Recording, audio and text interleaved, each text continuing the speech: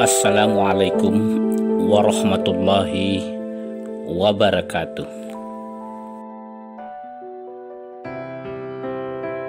Selamat datang di Didi TV, sebuah kanal pribadi yang mengajak kita semua memahami tentang diri kita sebagai makhluk ciptaan Tuhan yang paling sempurna. Undang 20 Hukum yang memanusiakan.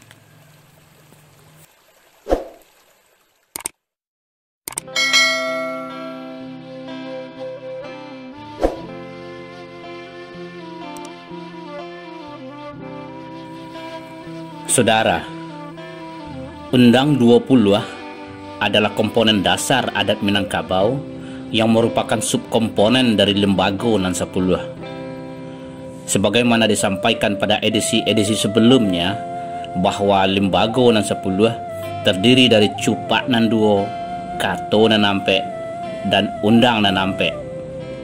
Undang Nan Ampe terdiri dari Undang Luhak Jorantau, Undang Nagari, Undang Dalam Nagari atau Undang Isi Nagari, dan Undang 20. Pada edisi ini kita akan membahas tentang Undang 20 yang terdiri dari Undang Nan 8 dan Undang Nan 2 Baleh. Undang 20 adalah rangkaian aturan normatif yang disusun dan disepakati oleh nenek moyang Minangkabau yang berkaitan dengan perilaku atau tindak pidana atau kejahatan. Sebagian besar nenek mama dan ahli hukum menyebutkannya sebagai acuan normatif sistem peradilan pidana dan acara pidana. Dikatakan acuan normatif karena aturan ini tidak dituangkan dalam bentuk pasal-pasal tertulis dalam sebuah kitab undang-undang. Walaupun belum mampu memberikan jaminan kepastian hukum, Undang 20 telah membangun kerangka hukum pidana dan hukum acara pidana yang berorientasi kepada hakikat manusia yang pada dasarnya baik, namun cenderung berbuat kerusakan, kejahatan, dan bertumpah darah. Inilah salah satu faktor yang menyebabkan adat Minangkabau belum efektif dalam menyelesaikan persoalan pidana, sehingga masyarakat memilih sistem peradilan alternatif, hukum positif, walaupun hukum positif negara, kitab undang-undang hukum pidana, memberikan peluang yang sangat lebar terhadap penyelesaian tindak pidana ke sistem peradilan adat. Oleh karena itu, jika Minangkabau ingin menegakkan sistem peradilan adat yang menjamin kepastian hukum, Undang 20 harus diturunkan dan dikonkretkan di dalam bentuk pasal-pasal terukur. Secara umum, Undang 20 terdiri dari dua bagian yang boleh dianalogikan sebagai bab. Bab pertama berkaitan dengan indikasi, bukti, dan pembuktian bahwa telah terjadi atau seseorang telah melakukan tindak kejahatan, pidana, atau kriminal. Dan bagian kedua berkaitan dengan jenis-jenis tindak pidana. Karena terdiri dari 12 poin, bagian pertama disebut sebagai Undang-Undang Nan 2 Baleh yang dikelompokkan atas dua, masing-masing terdiri dari 6 poin. 6 poin atau pasal pertama disebut juga sebagai 6 Nan Dahulu, memuat poin-poin pasal-pasal yang terkait pembuktian langsung bahwa seseorang telah melakukan tindak pidana. Sedangkan 6 poin atau pasal kedua yang disebut juga sebagai 6 Nan Kemudian memuat poin-poin atau pasal-pasal yang terkait indikasi, tanda-tanda, atau bukti-bukti permulaan bahwa telah terjadi atau seseorang telah melakukan tindak kejahatan. 6 Nan Dahulu yang disebut juga sebagai jalan tuduh yang mengarah ke tuduhan bahwa seseorang telah melakukan tindak pidana terdiri dari Tatumbang tacia, tatando tabeti, tacancang tarageh, taike takabe, takaja talala, tahambe tapukua. Pertama, tatumbang tacia. Tumbang adalah bunyi atau suara yang sangat keras, gaduh, yang dihasilkan dari robohnya sesuatu. Sedangkan cia maksudnya adalah bunyi atau suara kecil seperti yang dihasilkan oleh burung atau anak ayam. Cio. Tatumbang tacia maksudnya adalah bahwa seseorang tertuduh telah melakukan tindak pidana karena ia telah menyerah dan mengakui secara gentleman perbuatannya, atau mengaku perbuatannya setelah diinterogasi. Ada juga yang menyebutkan dengan batumbang jawe ditanyo. Kedua, tatando tabeti. Tando maksudnya adalah tanda. Beti adalah bukti. Bukti yang nyata yang berkaitan dengan kesalahan seseorang atau tanda bukti. Tatando tabeti maksudnya adalah bahwa seseorang tidak bisa menghindar dari tuduhan tidak pidana karena telah ditemukan tanda atau tando yang jelas dan bukti yang sahih. Ketiga, tacancang tarageh. Cancang maksudnya adalah memotong sampai halus. Cencang. Rageh maksudnya adalah pangkas atau potong.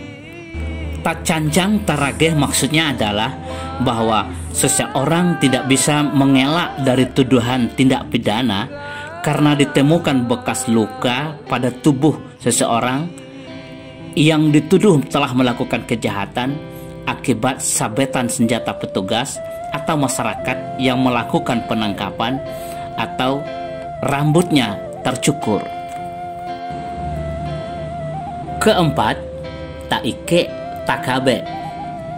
Ike dan kabe sebenarnya adalah sinonim yang bermakna kurung, ikat, tidak bisa bebas, tidak bisa lepas. Taike takabe maksudnya adalah bahwa seseorang tidak bisa menghindar dari tuduhan tindak pidana karena ia telah terjaring, terikat, terbelenggu, terborgol oleh petugas dan masyarakat. Kelima, talala takaja.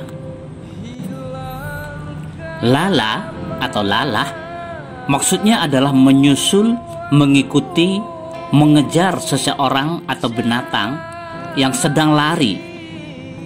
Kaja maksudnya adalah kejar.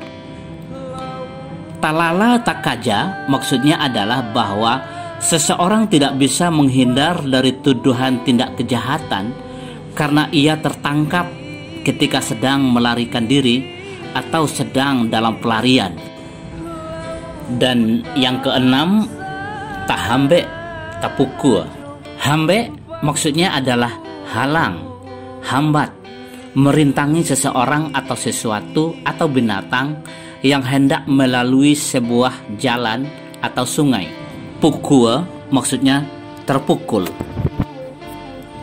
Tahambe tapukua maksudnya adalah bahwa seseorang tidak bisa menghindar dari tuduhan tindak pidana karena ia tidak bisa lagi melarikan diri karena sudah terhambat, terkepung oleh petugas atau masyarakat. 6 dan kemudian yang disebut juga sebagai jalan cemoh, pembuktian sebuah tindak pidana yang bisa mengarah ke pencemaran nama baik seseorang terdiri dari basuriah bak sipasin, bajaja bak bakia, anggang lalu atas jatuh, kacondong mato urang banyak, bajalan bagageh-gageh, bajua bamurah-murah, dibawa ribui dibawa angin, dibawa pike dibawa langau. Pertama, basuriah bak sipasin, bajaja bak bakia. Suriah maksudnya adalah goresan, garisan, atau tanda. Sipasin adalah binatang yang akan menjadi capung. Jajak adalah jejak atau bekas.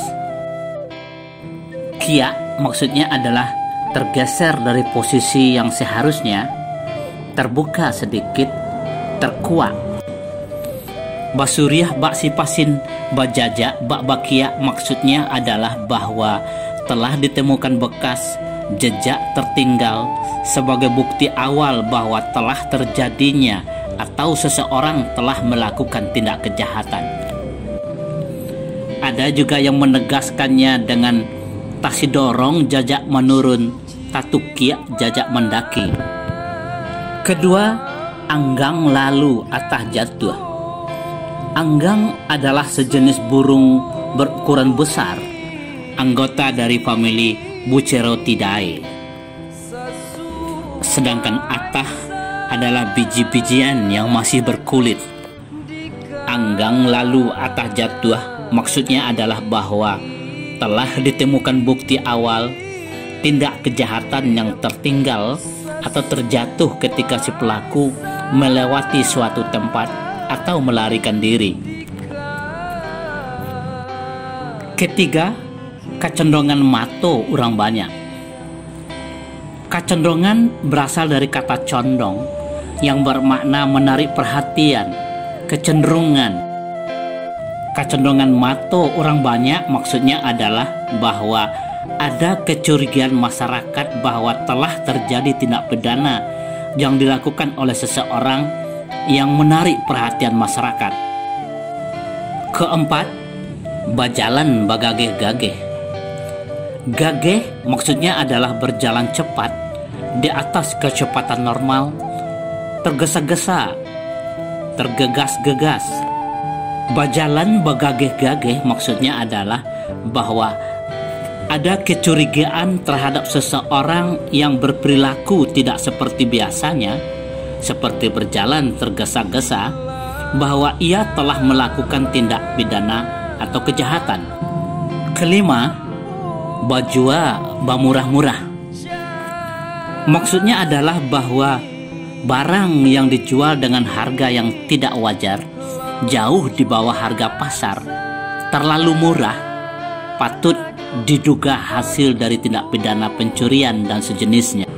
Dan yang keenam, dibawa ribui, dibawa angin, dibawa pike, dibawa langau. Ribui adalah angin kencang yang bercampur gemuruh, yang tidak jelas dan tidak tentu arahnya. Pike dan langau adalah sejenis binatang sebangsa lalat berukuran besar yang biasanya berkerumun menghisap darah binatang besar seperti kerbau, kuda, dan sapi. Dibawa ribui, dibawa angin, dibawa pike, dibawa langau maksudnya adalah bahwa seseorang yang memperlihatkan sikap dan tingkah laku gelisah dan tidak menentu patut diduga telah melakukan tindak kejahatan atau pidana.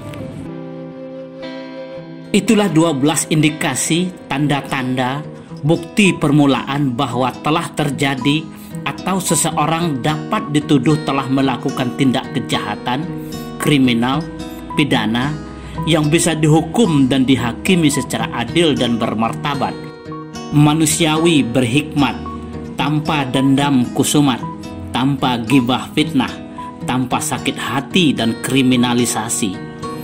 Hukum Minangkabau tidak kenal prinsip efek jera sehingga tidak ada sistem penjara.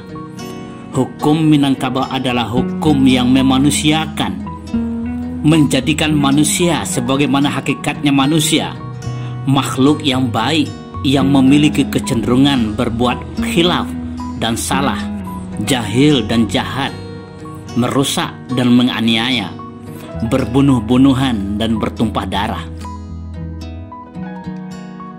Saudara, walaupun terdapat beberapa versi Undang Nan Dua Baleh, esensinya sama, bahwa adat Minangkabau berpandangan bahwa manusia pada hakikatnya adalah baik, namun memiliki kecenderungan melakukan kejahatan. Oleh karena itu, perlu dibina secara adil sehingga menjadi manusia yang hakiki. Silakan simak bahasan tentang Undang Nan 8 poin pasal yang menyangkut jenis-jenis tindak kejahatan, pidana, kriminal pada edisi berikutnya.